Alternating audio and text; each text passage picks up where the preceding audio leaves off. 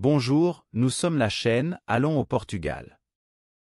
Dans cette vidéo, nous commenterons notre visite dans la région viticole du Haut-Douro, située au cœur du Portugal.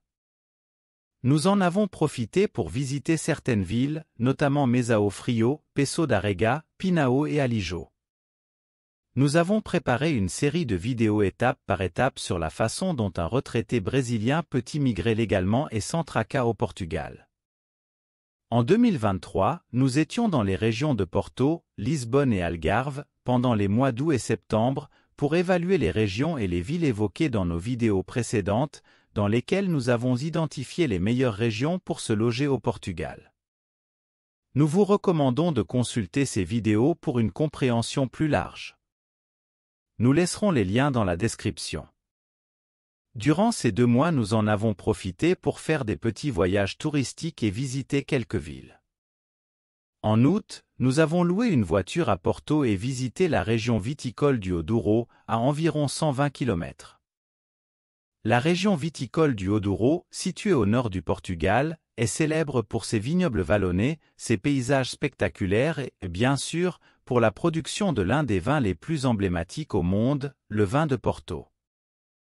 L'histoire de la région viticole du Haut-Douro remonte à plusieurs siècles. La région a été habitée par les Romains, qui ont reconnu le potentiel de son sol fertile pour la production de vin. Cependant, le véritable essor du vin de Porto a commencé au XVIIe siècle, lorsque l'Angleterre a interdit l'importation de vin français, ce qui a conduit les Britanniques à rechercher des alternatives. Le Douro, avec son climat et son sol unique, s'est avéré être un endroit idéal pour la culture du raisin et la production de vin. Au cours de cette période, des vignobles en terrasse ont été créés, un système d'agriculture en terrasse construit sur les pentes abruptes du fleuve Douro, créant l'une des plus belles scènes viticoles du monde. La majorité des vignes étaient du cépage Touriga national, encore largement utilisé dans la production de vin de Porto. Le Haut-Douro Vinatero a été la première région viticole délimitée au monde, en 1756, par le Marquès de Pombal, alors ministre du Portugal.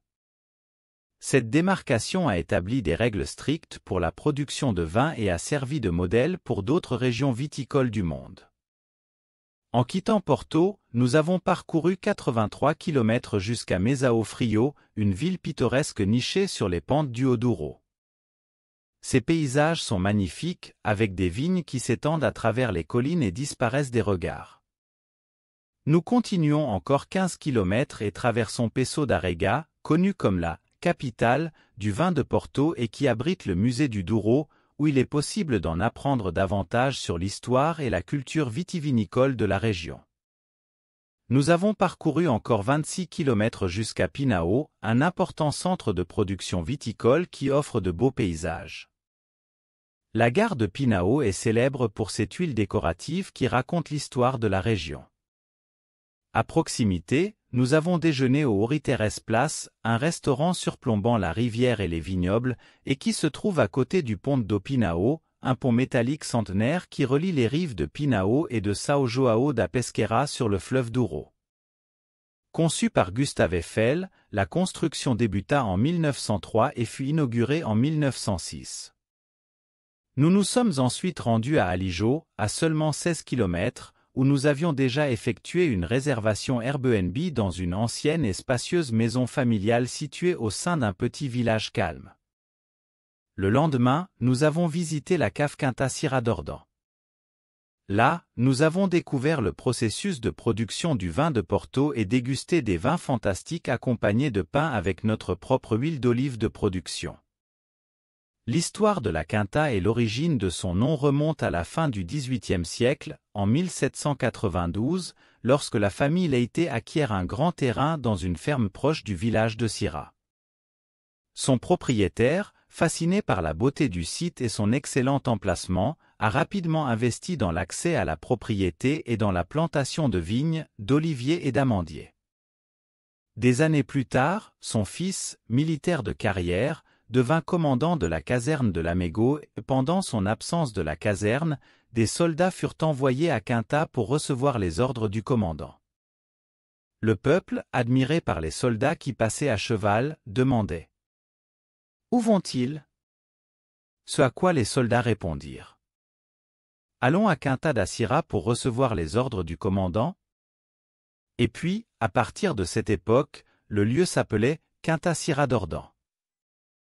Les routes qui relient Mesao Frio, Peso da Rega et Pinao à Alijo offrent un voyage époustouflant. En parcourant les montagnes, vous aurez droit à une vue panoramique sur les vignobles en terrasse et le scintillant fleuve Douro. Cette région est réputée pour son patrimoine naturel et culturel, et les routes qui la traversent offrent l'occasion idéale de l'apprécier. Il est inévitable de faire des arrêts en cours de route pour prendre des photos et profiter des paysages. Ceci était un bref rapport de notre voyage dans la région viticole du Haut-Douro. Nous vous suggérons d'inclure cette région dans votre voyage au Portugal. N'oubliez pas qu'il est possible d'utiliser des bateaux au départ de la ville de Porto et de parcourir le fleuve Douro dans le confort d'une mini-croisière. Merci de nous suivre dans notre voyage d'immigration au Portugal. Nous vous demandons de vous abonner à notre chaîne et également de laisser un like. Cela nous aidera grandement à diffuser plus d'informations et de conseils sur le processus d'immigration d'un retraité au Portugal. Alors? Allons-nous au Portugal? Nous y sommes déjà allés en 2023 et nous reviendrons certainement en 2024.